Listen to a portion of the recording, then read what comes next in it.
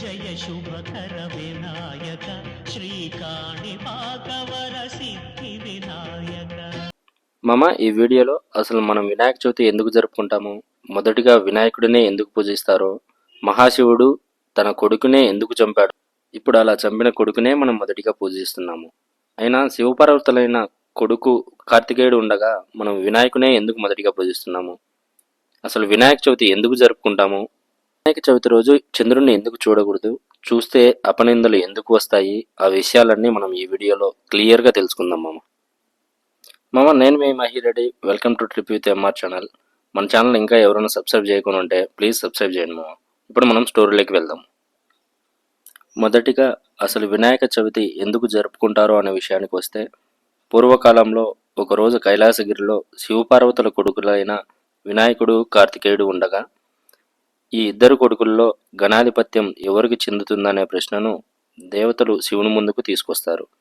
దాంతో ఈ ప్రశ్నకు సమాధానం కోసం సమస్త గణాలకు అధిపతిని నిర్ణయించడానికి ఆ పరమశివుడు దేవతలందరి సమక్షంలో తన కొడుకులు ఇద్దరికీ ఒక పరీక్ష పెడతాడు. ఆ పరీక్ష ఏమిటనగా, ఈ సమస్త విశ్వాన్ని 3 సార్లు చుట్టి మధ్యలో కనబడిన ప్రతి పుణ్యక్షేత్రంలో స్నానం చేసి మళ్ళీ నా దగ్గరికి రావాలి. అలా ఎవరైతే ముందుగా పూర్తి చేస్తారో వాళ్ళే సమస్త గణాలకు అధిపతి అని పరమశివుడు నిర్ణయిస్తాడు. ఈ పోటీకి ఇద్దరూ అంగీకరిస్తారు. అలా గణేశుడికి కార్తికేయుడికి పోటీ మొదలైంది.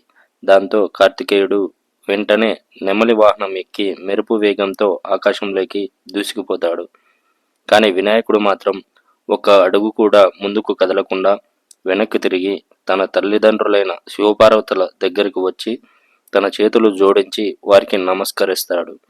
అది చూసిన దేవతలు ఆశ్చర్యపోయి గణేశుణ్ణి ఇలా అడిగారు, ఒక పక్క నీ తమ్ముడు పోటీ మొదలవగానే మెరుపు వేగంతో ముందుకు సాగితే నువ్వేమో ఇక్కడే ఉండి ఇలా చేస్తున్నావేంటి అని అడగగానే వారికి వినాయకుడు ఇలా సమాధానం ఇచ్చాడు, ఎవరైతే తమ తల్లిదండ్రుల్ని దైవంగా భావిస్తారో వారికి సమస్త సృష్టి వారి తల్లిదండ్రుల్లోనే కనిపిస్తుంది. ఇక వారి చుట్టూ చేసే ఈ ప్రదర్శనలు ఈ విశ్వంలోనే అన్ని పుణ్యక్షేత్రాలను దర్శిస్తే వచ్చే ఫలితానికి తక్కువేమి కాదు అంటూ వినాయకుడు దేవతలతో అంటాడు.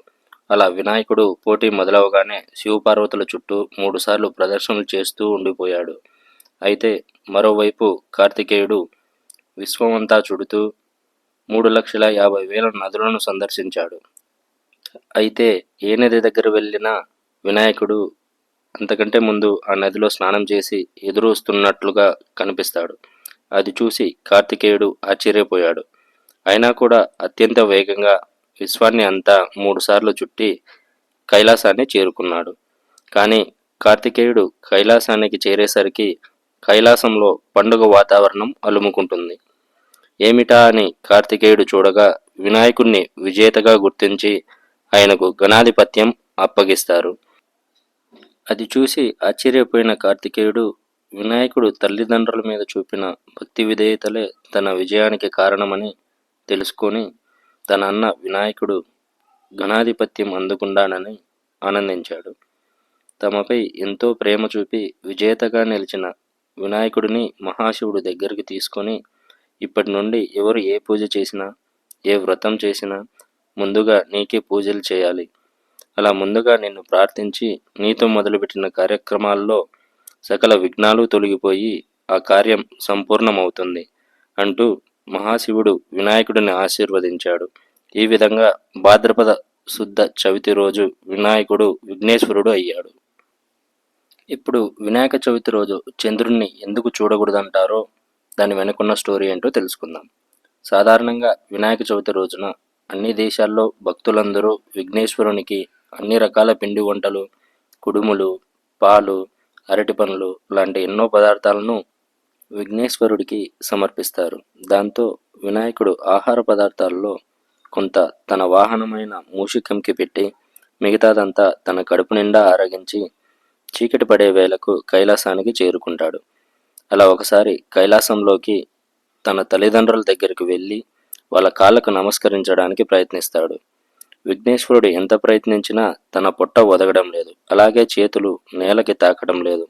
ఎంతో ప్రయత్నించినా తన తల్లిదండ్రులకు నమస్కరించడం తన వల్ల కాలేదు. ఆ సమయంలో శివుని తలపై ఉన్న చంద్రుడు అక్కడ జరుగుతున్నదంతా చూసి నవ్వుతాడు. దాంతో చంద్రుడు చూపు తాకి విఘ్నేశ్వరుని పొట్ట పగిలిపోయి లోపల ఉన్న ఆహారమంతా బయటికి వచ్చి విఘ్నేశ్వరుడు మరణిస్తాడు. అదంతా చూసిన పార్వతీదేవి తన కుమారుడు మరణించినందుకు ఏడుస్తూ అందుకు కారణమైన చంద్రుని వైపు చూస్తూ, ఓరి పాపాత్ముడా, నీ చూపు తగిలి నా కొడుకు మరణించాడు, కాబట్టి నిన్ను చూసిన వాళ్ళు పాపాత్ములయ్యి నీలాప నిందలు అనుభవించక తప్పదు అంటూ శపిస్తుంది. దాంతో ఈ విషయం కాస్త దేవతామూర్తి అయిన విష్ణుమూర్తికి తెలిసి ఆయన అక్కడ ప్రత్యక్షమై వినాయకుడికి ప్రాణం పోసి తిరిగి బ్రతికించి అమరత్వాన్ని ప్రసాదిస్తాడు. అప్పటికే చంద్రుణ్ణి ఎవరు చూసినా పాపమే అని పార్వతీదేవి శపించిన విషయం తెలుసుకున్న దేవతలు ఆందోళనతో పరుగున అక్కడికి చేరుకొని పార్వతీదేవితో ఇలా అన్నారు. తల్లి నమస్కారం.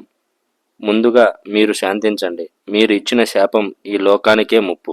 దానివల్ల చాలా అనార్థాలు జరుగుతాయి. దయచేసి మీ శాపాన్ని వెనక్కి తీసుకోండి అని బ్రతిమలాడతారు. దేవతలందరూ అలా ప్రాధేయపడేసరికి పార్వతీదేవి శాంతించి వాళ్లతో ఇలా అన్నారు. అప్పుడు పార్వతీదేవి, నా ఆగ్రహానికి గురైన చంద్రుడికి శాప విమోచనం కుదరదు, కానీ చిన్న మార్పు చేయగలను. ఏ రోజైతే చంద్రుడు నా కొడుకుని చూసి నవ్వాడో ఆ ఒక్కరోజు మాత్రం, అంటే భాద్రపద శుద్ధ చవితి రోజున మాత్రం ఈ శాపం ఫలిస్తుంది అని చెప్తుంది. అందుకనే మనం భాద్రపద శుద్ధ చవితి నాడు చంద్రుని చూస్తే నీలాప నిందలు పాలవడం అనేది రావడం జరుగుతుంది. తెలుసుకున్నారు కదా వినాయక చవితి రోజు చంద్రుణ్ణి ఎందుకు చూడకూడదు అనేది. సో మీరు కూడా వినాయక చవితి రోజు జాగ్రత్తగా ఉండండి. వీడియోలో ఉన్న ఇన్ఫర్మేషన్ అయితే యూస్ఫుల్గా ఉందనుకుంటున్నాను. ఈ స్టోరీలో ఏదైనా మిస్టేక్స్ ఉంటే కామెంట్స్ రూపంలో తెలుపగలరు.